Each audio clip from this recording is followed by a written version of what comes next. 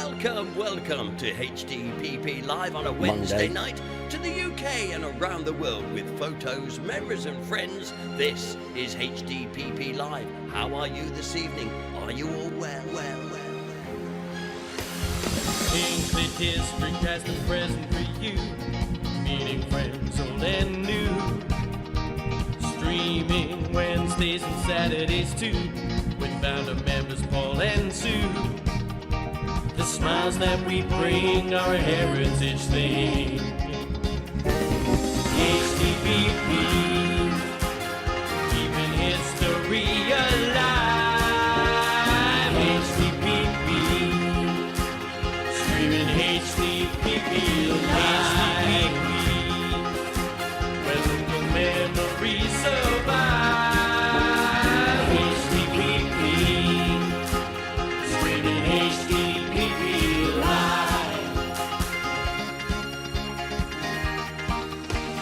Film clips, photos, memories and friends helps a dreary night go by.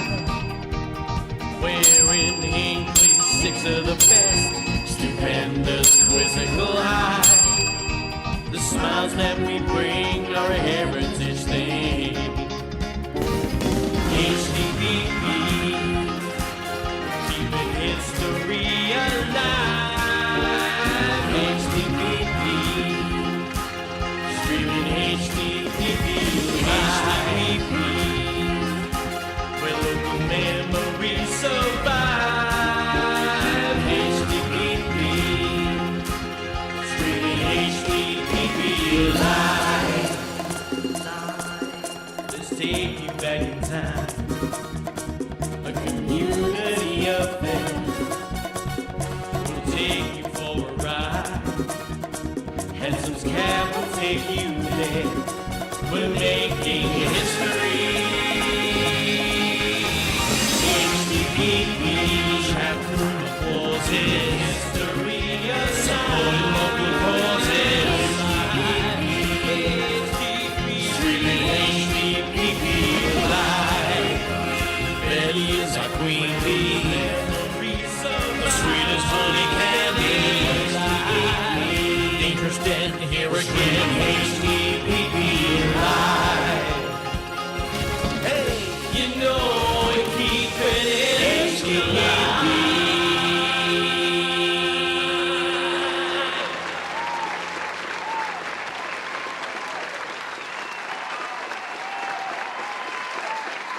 Oh, look who's back, my word. Good evening. Hello. Come on, let's have it. Let's get the likes. Let's ring the bell.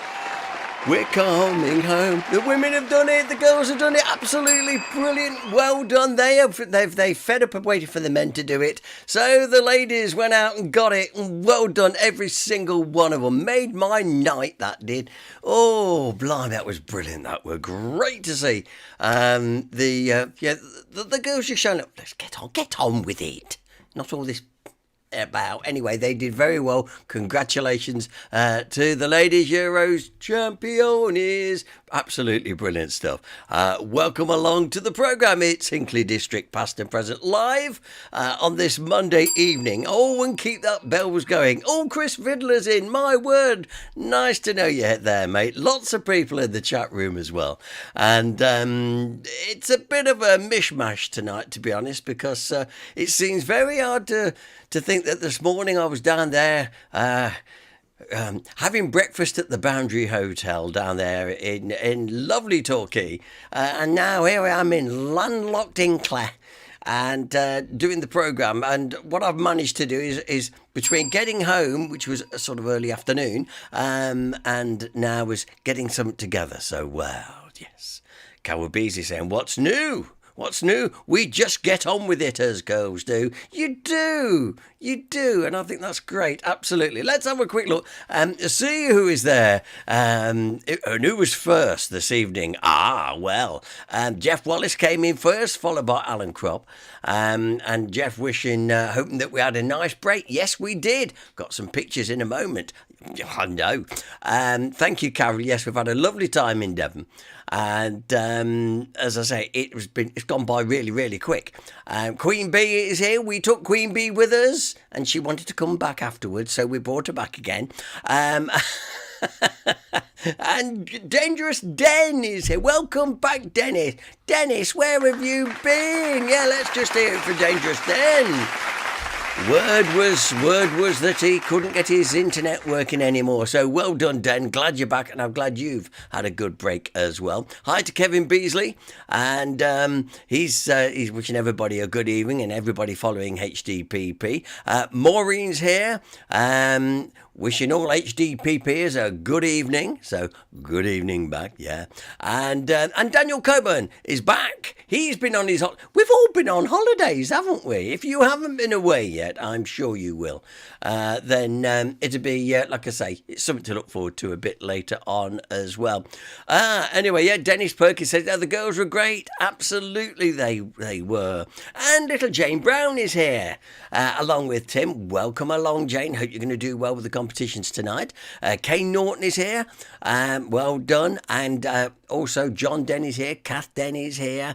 Although they weren't there at the social last week, were they, boys and girls? No. But we had a great little time, didn't we? Yes, absolutely. We even gave John Denny's book a good old plug, didn't we? Yes. Oh, you better produce it now. Anyway, Gary Betterley. Gary says, I went on holidays 40 years ago and I'm still here. And Hinckley's never been the same since. Anyway, lovely to have all of you here tonight. Now then, let's get down to it. We've got Wearing in Clare tonight. We've got an anagram tonight. You see, I've been slaving over a hot computer since I got back this afternoon. So we're looking forward to that first. So what we'll do, I think we'll get on with those first. We'll give you the usuals. We'll do the Wearing in Clare. And then we'll do the Haniogram as well. Just before we start, as always, I always like to thank our wonderful sponsors of HDPP. Thank you very much indeed. And thank you very much for all what they do for us, because when we go around capping them, can you spare us something for the raffle, or can you do us this, can you do us that? They'll always say, yes, of course we can. So there you go, brilliant. Thank you very much indeed. So, to Wearing Hinckley, remember, do not put your answer on the screen in the chat room. No. Just remember, when I say... put your answer up, that's when you do it. So here we go, Wearing in Clare. This is the first place we're at. Have a look at that. Meanwhile, Kath Denny says, John was building robots. He hasn't got time to build robots. He should be up in that study, putting the final touches to and getting that book to the publishers, because we've already announced the launch date. Ready for people's Christmas stockings this year. No use hanging about. Get on with it. Got to tell him, Kath, you've got to be more stricter with that lad. He's acting too much like a teenager. Right, Wearing Hinckley. Where do you think that view in Hinckley is? It's the rooftops of Hinckley, somewhere. And two very well-known buildings, but from a totally different angle.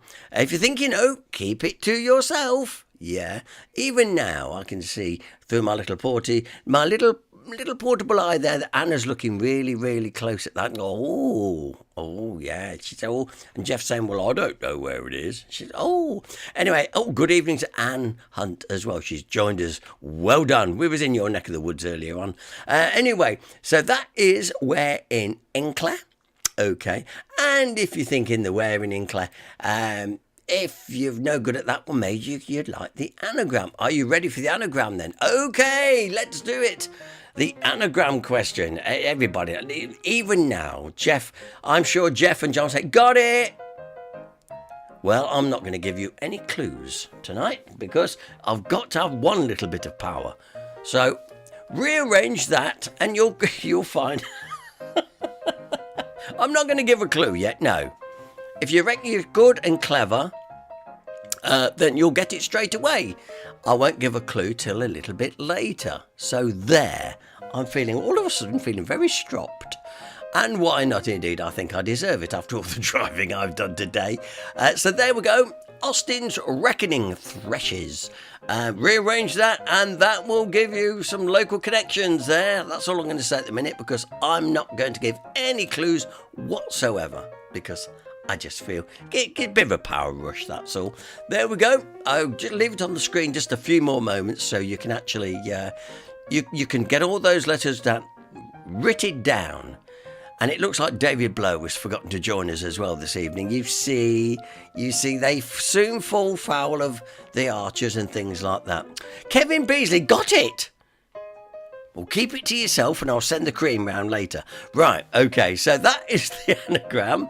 Oh, he was quick off the mark. Okay, let's see how we go. Now, as I've been telling you all evening, we had a lovely few days down at the Boundary Hotel in Devon. So I must give a call out for the wonderful staff of the Boundary Hotel. I said I'd have a bit of a laugh.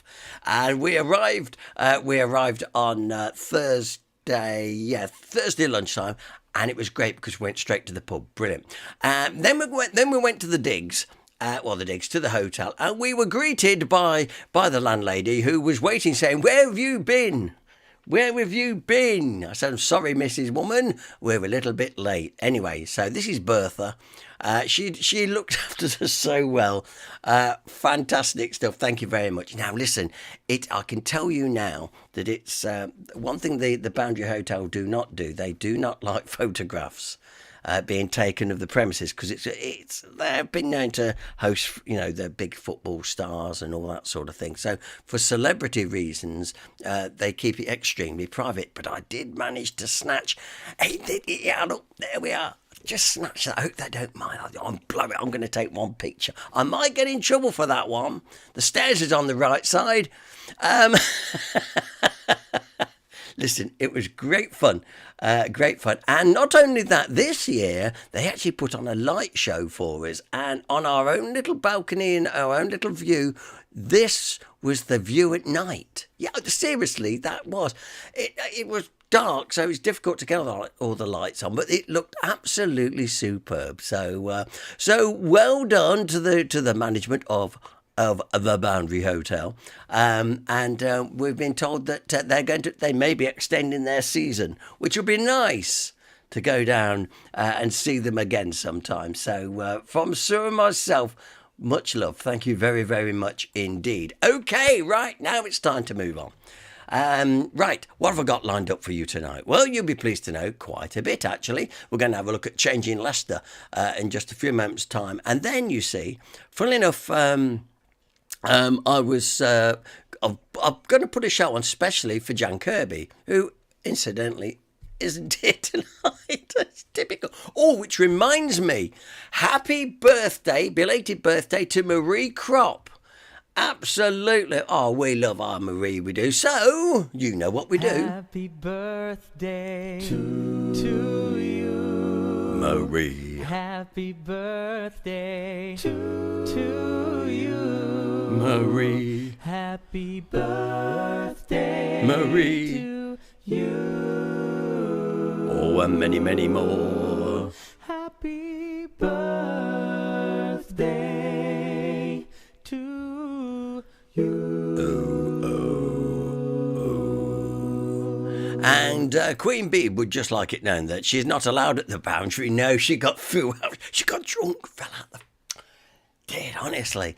Really did, they've never forgot that, and so when we go to the Boundary, we have to take Queen Bee to the Tweenaways. It's another nice local place to go. They won't let her in the Boundary. I said, "Oh, you're that troublemaker." Yeah, that's the one. Yeah, there you go.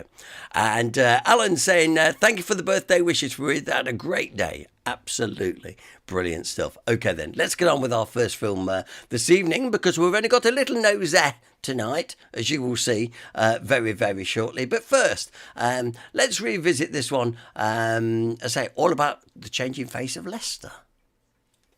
Welcome to the Changing Leicester exhibition. With the discovery of the body of King Richard III, there has been an increasing fascination with Leicester's 2,000-year history. Evidence of the city's past surrounds us in its buildings and even its street layout, which dates from both Roman and medieval times. Until relatively recently, the city didn't have a master plan for development. Buildings were demolished and put up randomly as the needs of the city evolved. Today, Victorian warehouses sit alongside concrete office blocks, and medieval buildings are neighbours of factories. It was the latter years of the Industrial Revolution, however, that had the most impact on the city. A market town developed into an industrial powerhouse full of factories and warehouses, alongside the housing and transport networks needed to support them. What we consider to be of historical value, and what we consider to be part of our heritage, has changed considerably in the last 70 years. This presentation looks at changes in the laws regarding town planning and, more specifically, how that has shaped Leicester. What we value about our past, and consider worth preserving, has been heavily influenced by the work of organisations with a specific interest in heritage conservation. Increasing public pressure has contributed to changes in the law, which have meant that archaeologists have more time and opportunity to investigate sites under development. This has helped us to build up a picture of our past and stimulate a sense of civic pride and a sense of place. We have interviewed many people with an interest or role in the way that Leicester looks today and how our past informs our present. The first voice you will hear is that of the architect Douglas Smith. Douglas did much of his early work in the 1960s and 1970s. This is the era many people associate with the city planner Konrad Smigielski, and here is the view of someone who worked with and for him. When I set up in practice in 1960, the town plan and the planning authority was under the city engineer that had their criteria of density and zoning of properties. And that would have been terribly restricting. Fortunately, when you start in practice, well, when I started in practice, my workload was a lot of housing. And then suddenly the government changed the policy on local authority and housing to let with the housing associations, the housing corporation. And I became a committee member with an estate agent, a solicitor, and I was the architect for Leicester Housing Association and Leicester Housing Society, both of them. And suddenly you were doing a lot of work. Fortunately for me, and I think for Leicester, they appointed the first planning officer, which was Smigielski. Konrad Smigielski was appointed in '62. He had wild ideas which were good because it made people sit up and think, and also enabled him to do what he really wanted to do. And they could concentrate on high-level connections between the city centre and Wixon and Oadby and so on, with monorails and things like that, which were partly, he would have loved to have done it, I'm sure, but it wasn't the main aim. And he looked at the plans and he said, the Inner Ring Road is ridiculous. It's going through the new walk at road level. It's going straight through the middle of the Crescent, one of the few good buildings, and more or less over my dead body will this road go there. Douglas Smith was involved in some of the 1970s housing schemes initiated under Konrad Smigielski. Because it's so much per dwelling, so we could compete with all the developers. So Leicester Housing Association became significant players in lots of parts of Leicester because we were using the quality of design. Smigielski was very happy with this, and his new inner circle, Black Leakey and so on, we enjoyed a good relationship. And in fact, the original Beaumont Leys development in the middle, we won the whole of the first section, which included spec builders. In the middle area was Leicester Housing Association, and we did a big block, which was off the beam really. For me, he was the refreshing planning officer that worked, as I thought, when the disastrous, when he was in 72, when he was kicked out. Konrad Smigielski was perhaps the most controversial of the city's planners. In this local television news coverage from 1968, he explains his plans for the overhaul of the market and marketplace. Look at this. This is Leicester Marketplace, the commercial heart of the city. A magnificent civic square, but what about this roof? Ugly roof, like over a goods station. It was built in 1930, but in the historic past, it was an exciting civic square, used not only for the market, but also for political and civic occasions. We intend to modernize this, and we have a scheme. To put it very briefly, we want to create a small square in front of this corn exchange to open up the view towards this historic building, and we intend to build a new, attractive and colorful roof over there. Michael Taylor talks about the role of the conservation officer in the modern era. So you kind of feel very much kind of under siege because there's a lot of work. You're fielding all the conservation inquiries from the city. Also, it's necessary. I mean, you have to be aware that it's a detail of a detail in terms of the council's overall services. So you have to be aware of which councillors, for example, are interested in what you're doing and carefully cultivate them when you get the opportunity. If only by making extra special effort to reply to their inquiries and so on. So to say, as a conservation officer, and I when I stopped being a conservation officer and I was dealing with them from the outside, I noticed this in others. You kind of feel it's after après moi le déluge. It's you're holding back the sort of tide of barbarism, all on your own. So I suppose that was my attitude then, that it was down to me to save Leicester's heritage.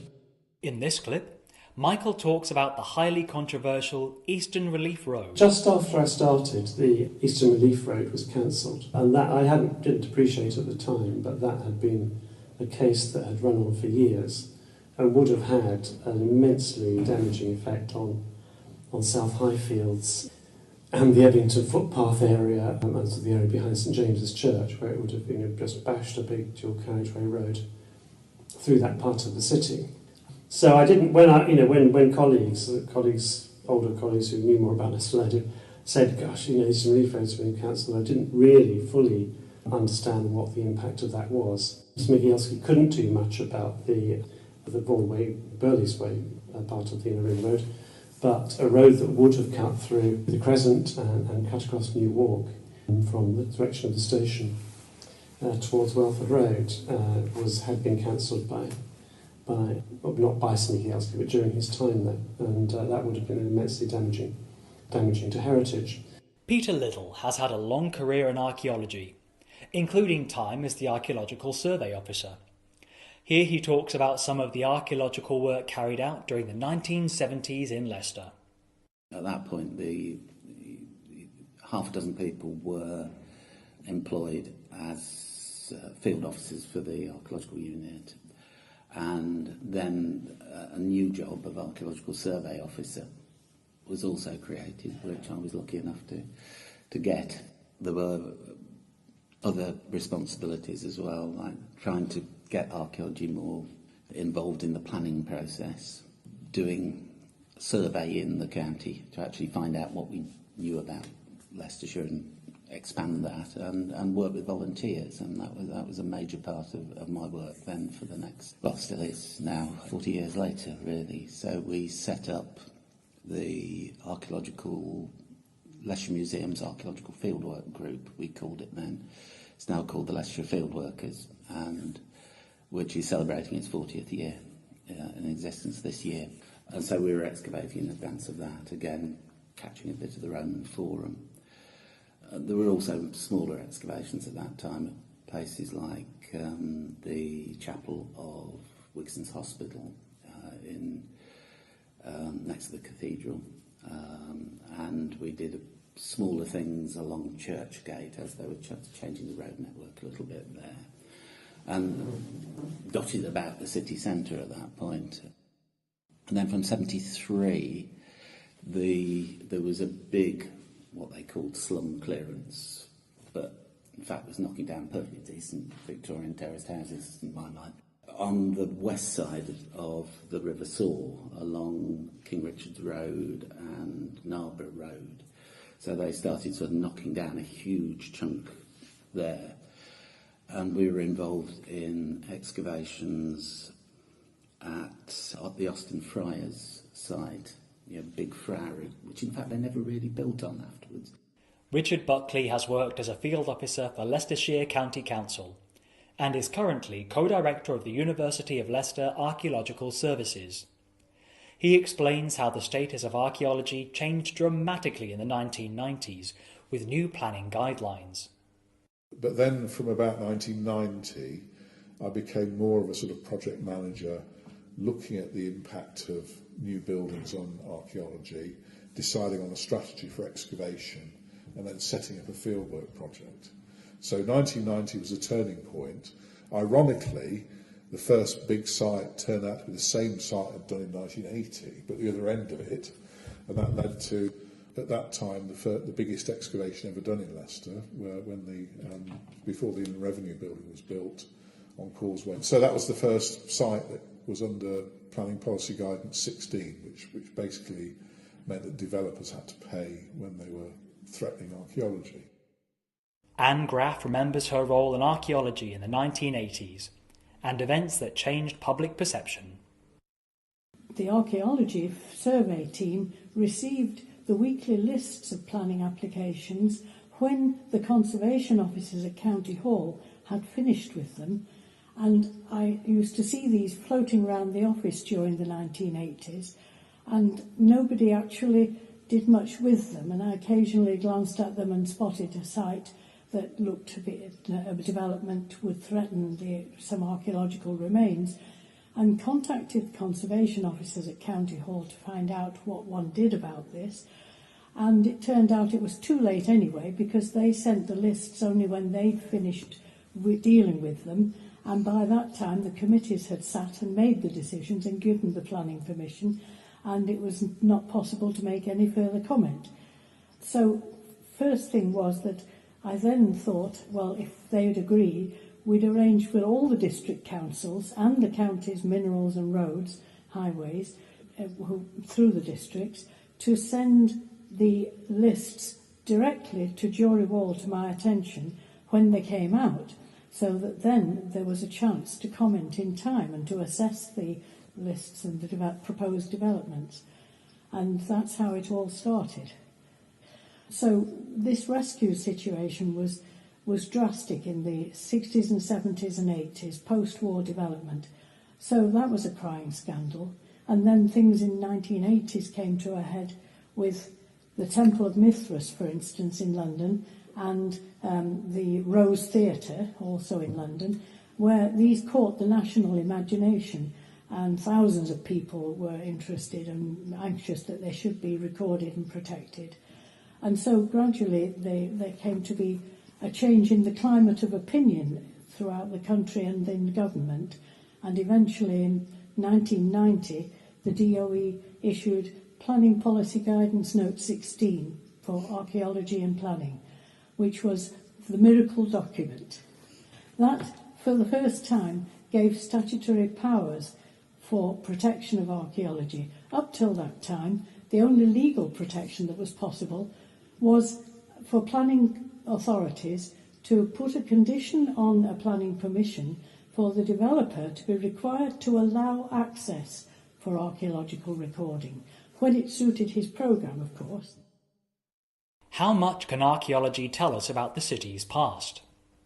Richard Buckley offers his view.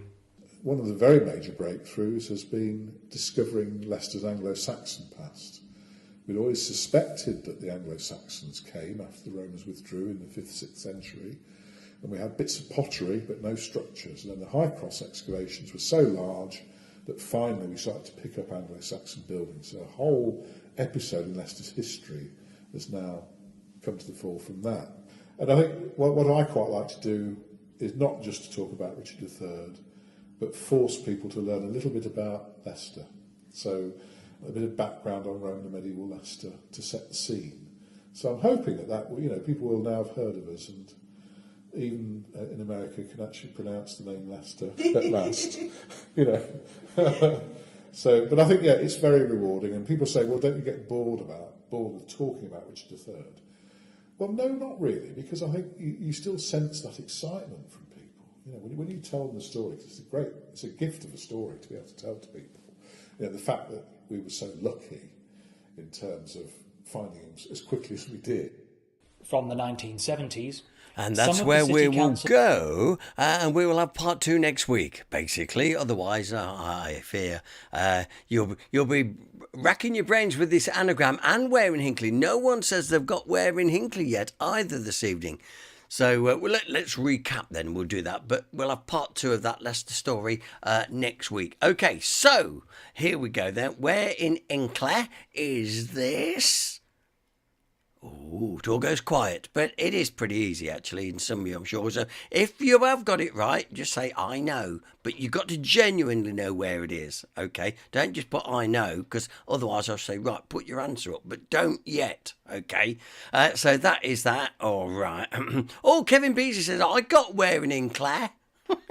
Okay then, Kevin, I might call you to task but a little bit later on then. Now then, also, we have got our Aniogram, Austin's Reckoning Threshes. Yes. Oh, and Daniel Cobra says, I think I know Where in Hinckley is too. Okay, right, if that's the case. Oh, John Denny, we've got Where it is. Oh, yeah, all right then. Now get back to that book. What you doing, man? Right, okay. I was asking in the chat room, by the way, where was Jan Kirby tonight? And Alan says, we'll give Jan a ring. Do so, because I've got a little feature coming up for in just a minute, all about her hometown. Trust her not to be here to see it. Anyway, the anagram question. Austin's Reckoning Threshes. Well, what more can I say, really? What clue did I give you, Mrs. G?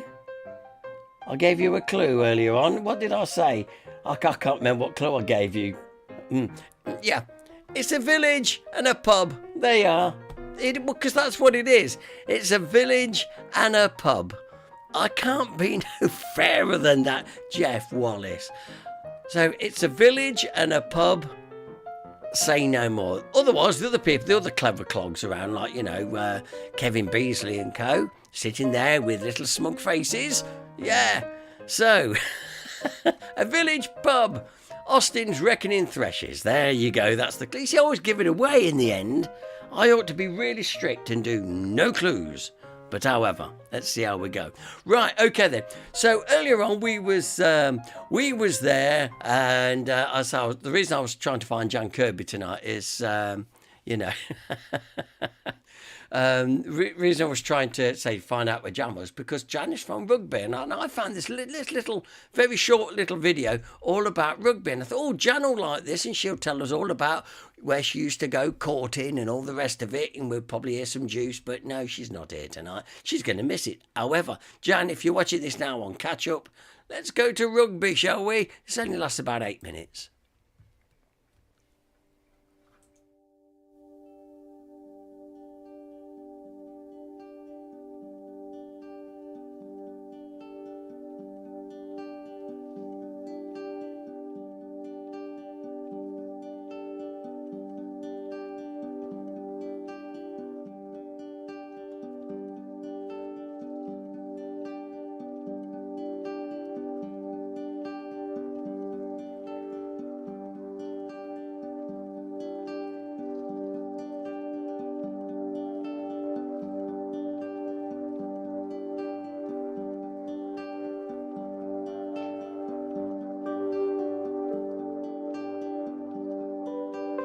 Now, I'm going to be honest, I've never really been to rugby. I've only ever passed through it.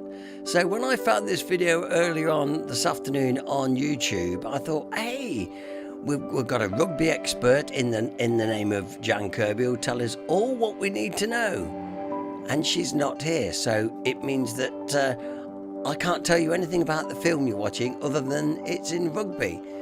And okay, it's outside of the HDPP area, but it's still a historic market town.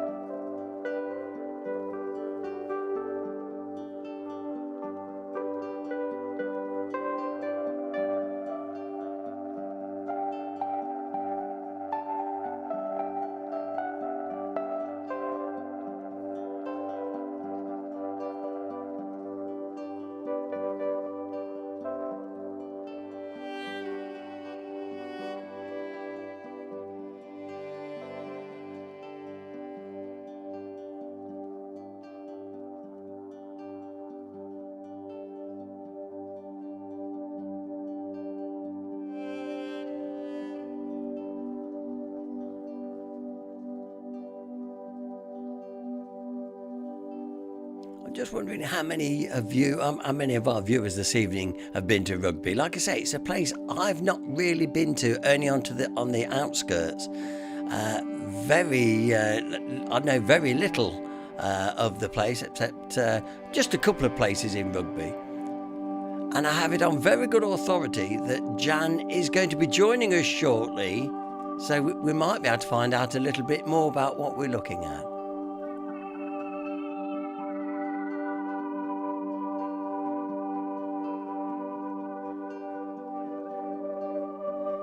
Dennis Perkins said, I worked in Rugby from 1988 to 1991.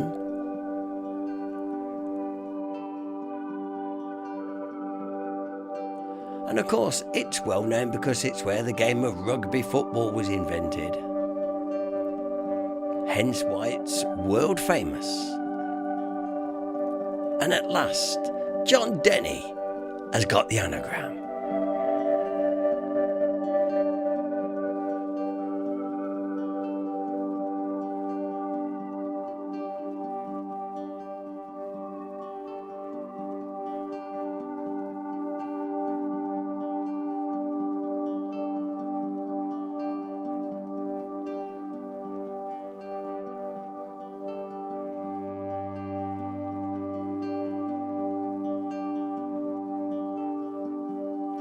And Kevin Beasley says, I worked in Rugby from 1972 to 79. And finally, Jan Kirby has arrived. She says, sorry folks, I've been in the garden and forgot it was Monday and I was half cut. No, I jest. Jan, we're showing this specially for you. And Carol Beasley says, I like Rugby, used to have excellent gear shop. Walking gear, that is. Beat me to it there, Carol. So, Jan, tell us a little bit about Rugby. Have you got a blue plaque on one of those buildings?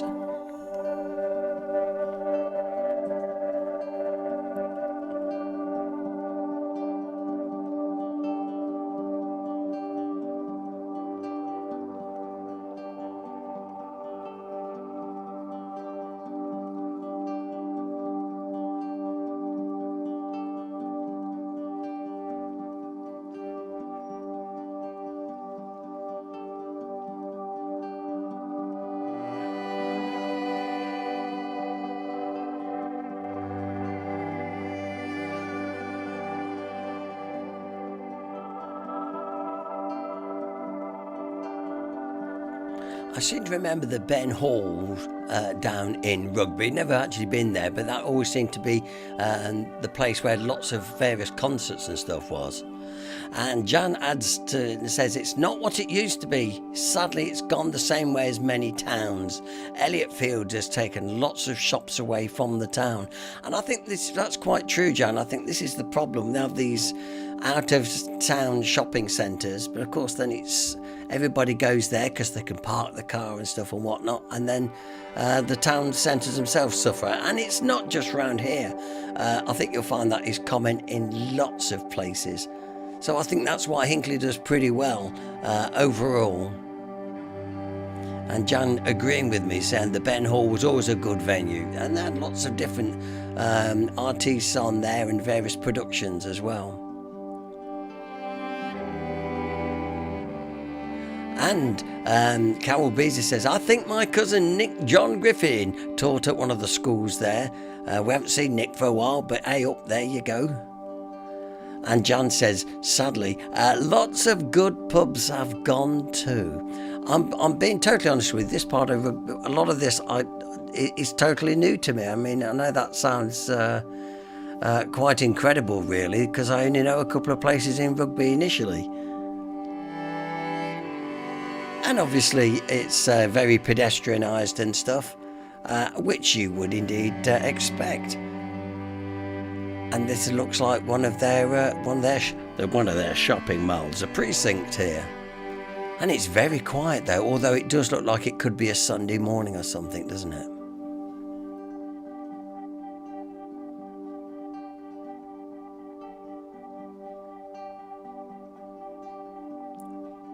In fact, I remember the last time I went to Rugby, I thought, that's it, I went to Rugby to Argos. I've just remembered that. And even then, didn't really have to get into the town centre as such. And as we can see, walking down there, they've got the Works, they've got a Wilko, Timpson's as well, which the sort of shops you sort of expect, isn't it? A Boots there and Body Care. Hinckley have them, of course.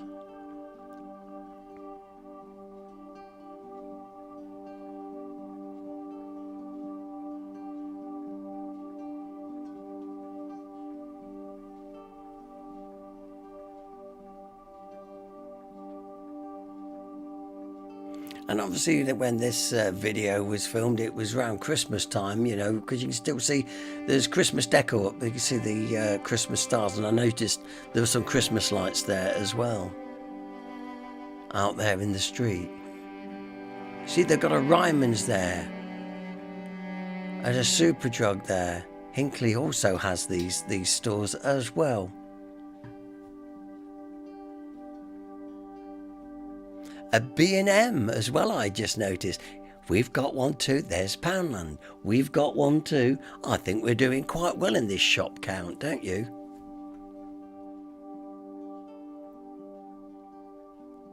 Although I've just heard that Poundland it's going to be the £1.25p shop now. Seriously, I'm not joking. There's a Specsavers. We have one in Hinckley, you see.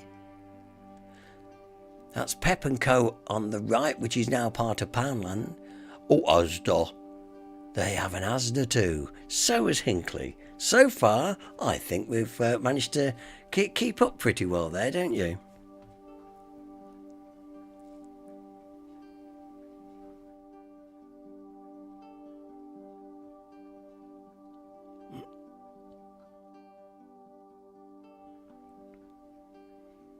See, they've got a Costa, so have we. Millington Travel, we've got one of them too. I think you'll agree, actually, ladies and gentlemen. I'll walk around a Rugby. Actually, it's very good, actually. And it just goes to show we're holding our own, I think, ladies and gentlemen, you know. There you go. Found on YouTube earlier on, like I say, we're screening that... especially for Jan, because we knew it was her hometown, although they did not feature the blue plaque to Jan Kirby. You know, I know I'm always having fun with our Jan. But you know me. Right, okay. There you have it. That's a little bit of rugby for you here on HDPP. Say, slightly out of our area, but having said that, it's only down the road anyway. And if you just fancy a change, when I've gone to rugby in the past, a long time ago now, I used to go down to one of these computer warehouses on Butler's Leap, that was it. And I used to go down there quite a lot. So I never actually went into rugby. It was always on the outskirts. So there we go. Okay, so how are you doing? Oh, thank you, Jan. Says, thank you, Paul. Love you. Love you too, Jan. There we go. Now that's the sort of friends we are here at HDPP. Now, okay then, how are we doing with the anagram? Some people have got it, namely John John Denny has. He's now put his pen down and now he's gone back to his book. He bedded and we've done the launch date. And what about the wearing Hinckley? He's got that too, apparently. Let's have one more look before we have our final feature, because we've got a little nosy coming up in just a few moments' time. Where in Hinckley is that roof line? Now, there's two two important buildings. Well, technically 3 buildings there. But 2 very historic buildings, actually. There they are. Let's see whether you can place them. Yeah, I think you can. Also, we've got our 6 of the best as well. Let's do that. Oh, dear, he's got a little cough. Just a minute. Now, the anagram question. Austin's Reckoning Threshes, yes. It's a village pub, basically. It's all you need to know, a village pub. I don't know whether poor Jeff Wallace has been left out on a bit of a limb this week, because quite a few other people are getting it now. So Jeff, what's it like to be the odd one out for a change? Yeah. There we go. Austin's Reckoning Threshes. We're going to ask you to put the answer up after we've had our nosy this evening. So let's see how you do with that. Okay then. As you know, yours truly came back from his holes today, hence why it's all a little bit rickety and it's a little bit shorter than usual. But we're here. The main thing is we are here. I said I'd do my best to get something to air this evening. So, with no further ado, let's move on and have a little loco nosy. We've seen this one before, but I think it suits today. Come on, let's go for a nosy. And now, ladies and gentlemen, here he is, Mr. Nosy himself, Steve Picker. Hello and once again welcome to Let's Explore. My name is Steve. Right then, a very small, very miniature, minute video for you today. Now I'm just out with my family, my other half and my son, Vinny, are over there. But Ruth has decided she wants to have a little nosy with her dad. Now, there's been something bugging me for a long time, so I'm just outside of Market Bosworth Country Park. That's just over there. Now, this whole area used to be a deer park. I think it was a deer park. Of course, you've got the Bosworth Hall Hotel, which is over there somewhere. And all this that you can see now used to be parkland. But I've been looking at this area quite a lot on the old maps and Google Earth. And I kept seeing something in a field that I'm sure was some sort of statue or monument. Well, it is actually. I'll show you on the map shortly. But what we're going to look at, he's just there. Can you see that sticking up just there? So me and our Ruth, who's stood over my right shoulder here, we're going to go and have a nosy, aren't we? And have a look at it because it's been bugging me. Right, onwards and over therewards. Come on. Come on, Ruth. Hello and welcome to another video then. So before we go any further, you're thinking to yourself, Steve, you don't half sound a little bit echoey. Where are you? Well, to be quite honest with you, I'm in the bath. And your next question is, Steve, why are we in the bath? Well, we're in the bath because, do you know what? I thought I'm going to edit this video, but I fancy a bath. So why not kill 2 birds with 1 stone and do them both at the same time? Do you know what I mean? Anyway, enough daftness. So what we're doing is I've decided to start making a new video series. I'm still going to do the long videos that are 15, 20, 30 minutes long, but I've decided to do shorter videos that are kind of 10 minutes or less, more ideally 5 minutes, but I think this one might be a bit longer than 5 minutes. And we're going to call it I Can't Believe It's Not Nosy, because sometimes you want to snack light, don't you? You're on a bit of a diet, you just want to grab an healthy snack. Well, this is I Can't Believe It's Not Nosy. Do you know what I'm saying? And as you can see there, you're looking at a map of Market Bosworth, an Ordnance Survey map courtesy of the National Library of Scotland, dated in the 1890s. Now that big grey patch you can see is the former Bosworth Park, a former deer park in the village. And there's 2 things within that park that have been bugging me for a while when I've been looking at the old the Google Earth, and that's 2 monuments. Anyway, without any further ado, let's go and have a little nosy at it. I can't believe it's not nosy. Right, let's do it.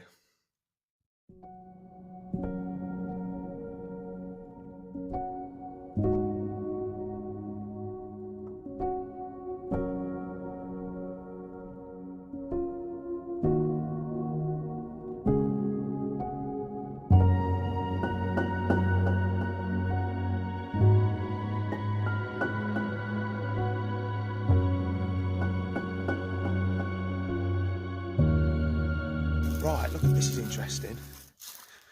Just take my sunglasses off. Oh wow, I can't read that. It's very well weathered, this is. Oh, does it say in memory or something? You know what, the sun's really bright. I can't actually see it. That's fantastic. It really is. So we'll have to look up a bit more on this when we get home, actually. Well, I will. I don't suppose you will you? But wow, so what we've got here? Right, we've got another one. This is brilliant. So, in memory of Scots Grey, 10 seasons without a fall, I think that says. Born 1876, died 1892. A trusty steed, I think that says. Oh right, I wonder if there's a horse buried here.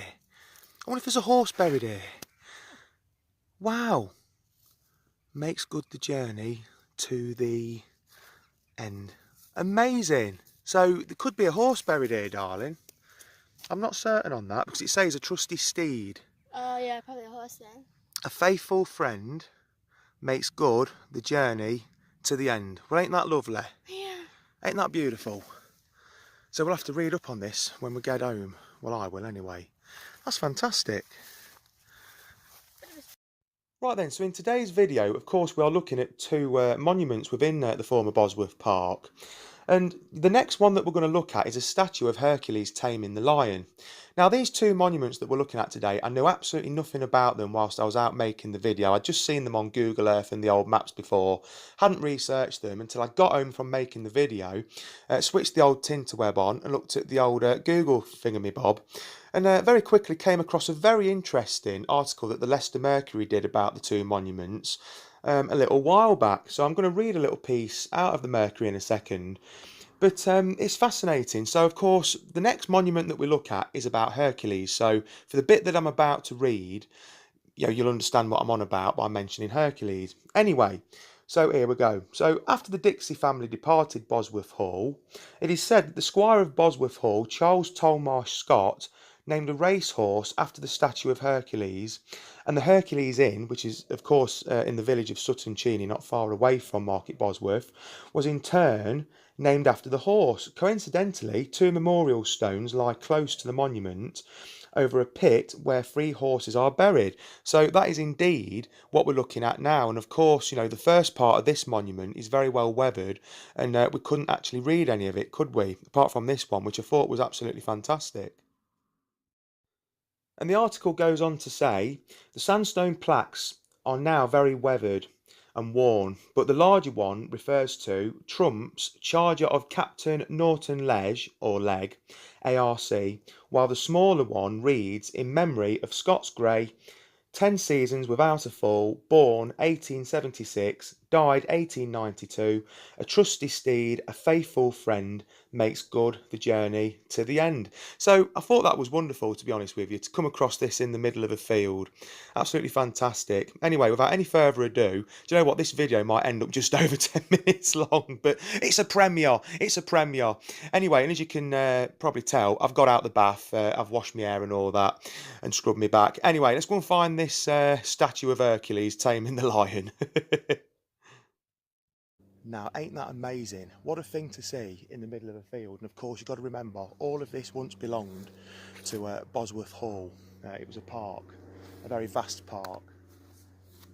And I think that might be a statue of Hercules. I'm not certain on that. Anyway, let's go and have a nosy. That's fantastic. Yeah, I love statues like that. Yeah, it's amazing, isn't it? Looks absolutely fantastic.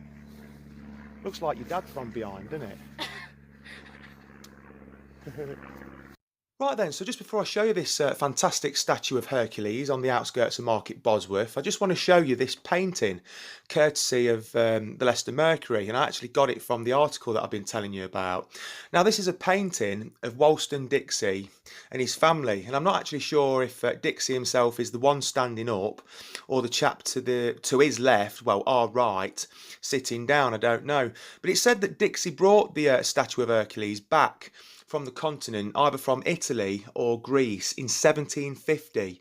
So absolutely fascinating. So it's very old, and it was erected at Market Bosworth So just before Canal Mania, basically, which is fantastic. But Dixie was born in 1701 and died in 1767.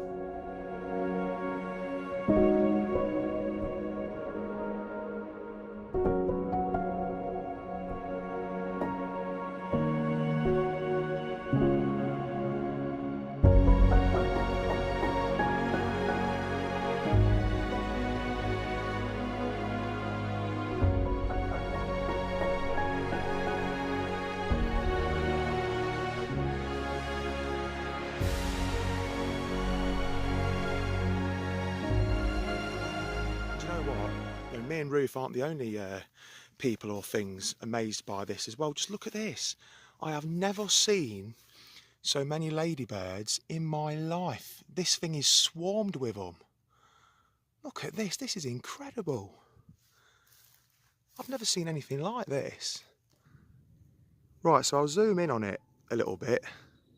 If you heard a train then, a steam train, we're near Market Bosworth, and of course you've got the battlefield line here, but yeah, just look at that. I don't know how old this is. I'm gonna have to look it up, but amazing. Really pleased to come over here now, Ruth, aren't you? Yeah.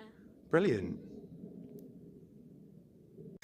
I've had to cut it short over there because Vanessa and Vinny, they're waiting at this footpath here, so I'll bid you farewell. But anyway, if you like this video, please like, subscribe and share. Something's biting my leg and having its lunch, bloody thing.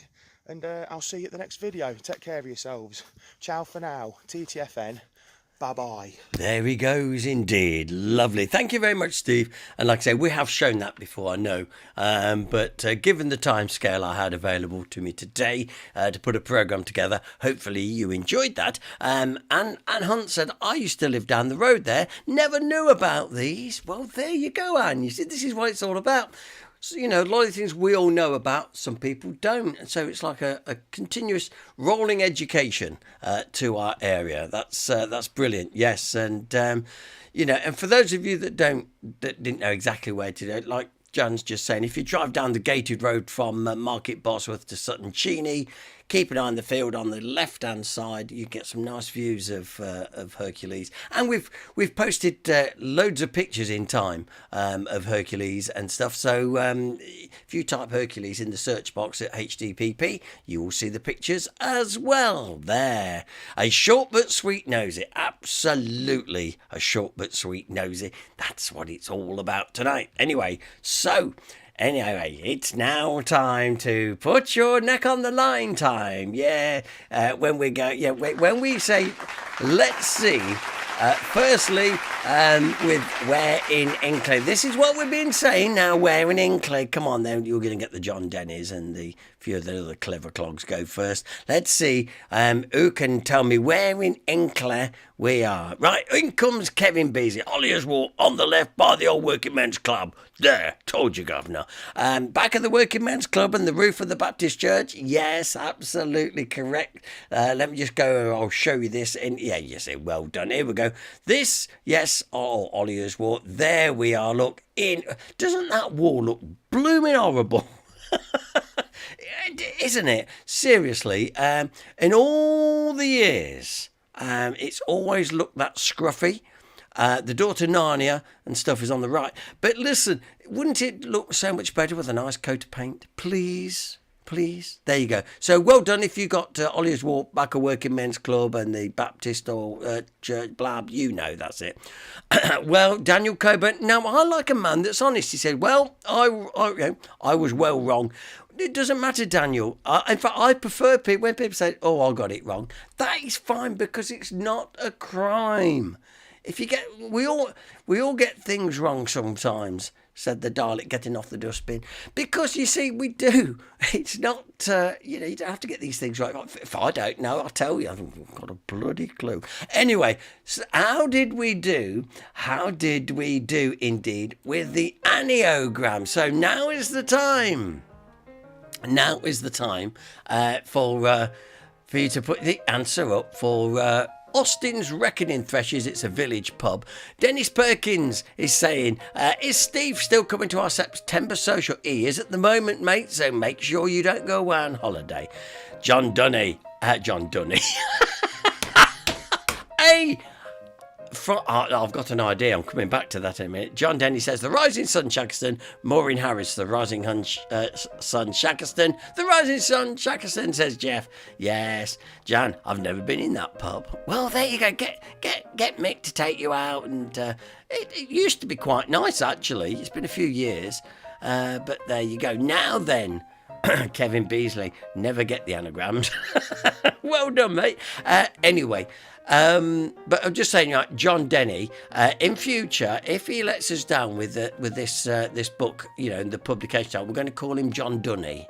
Because then everybody can take a visit to the Dunny, can't they? Yeah, that's going to be his new name. So, John Denny, you have been warned. If you don't want to be known in the future as John Dunny, yeah, get that book sorted. Now, you can't say you haven't had more than enough warning.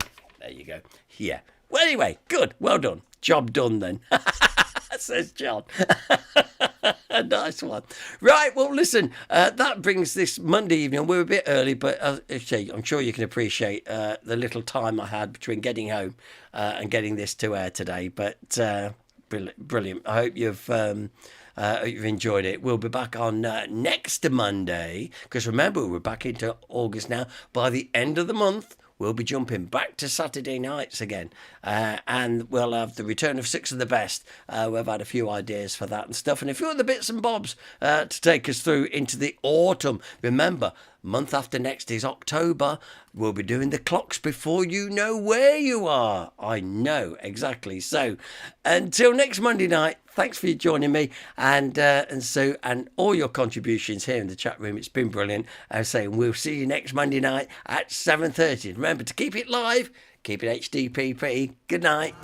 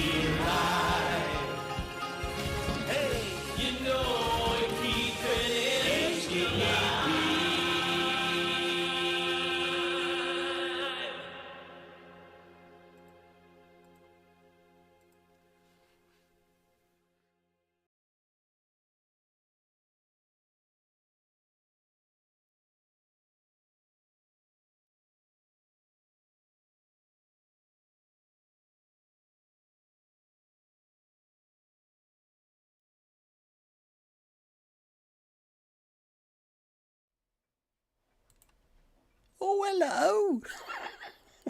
I'm getting tired now. It's been a long day today. It's me. It's back. I'm back. And just a few dad jokes to send you off to bed with a little chortle tonight. Let's see what I could see if I can make you have a little chortle this evening. What do you call? This is one for Gary Betterley, by the way. What do you call your mum's angry French sister? A croissant. I know. Just to get things going. It's good. Now then, the king says, King, how many volunteers do you have for my evil army? The squire says, 384, my liege. King, OK, round them up. Squire, 400, my liege.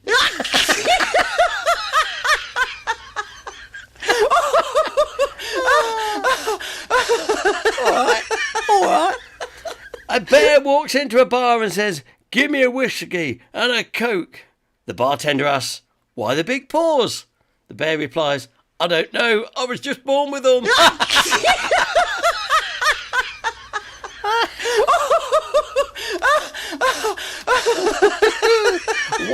What happened when the butcher backed onto his meat grinder? He got a little behind in his work.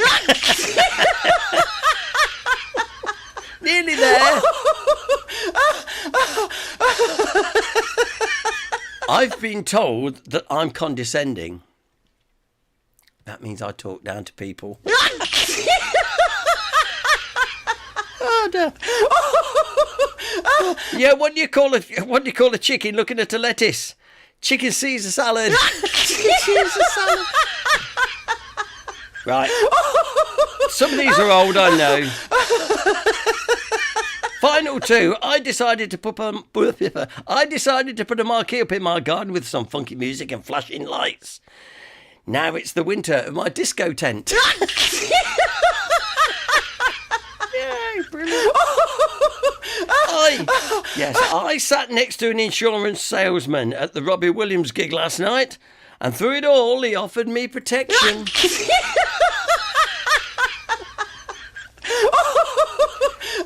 There we are. Last two, and then I can fold this page up. I told a friend I was off to California for this summer. He told me to be more Pacific, so I went to Hawaii instead. And finally, this is the and finally, I know.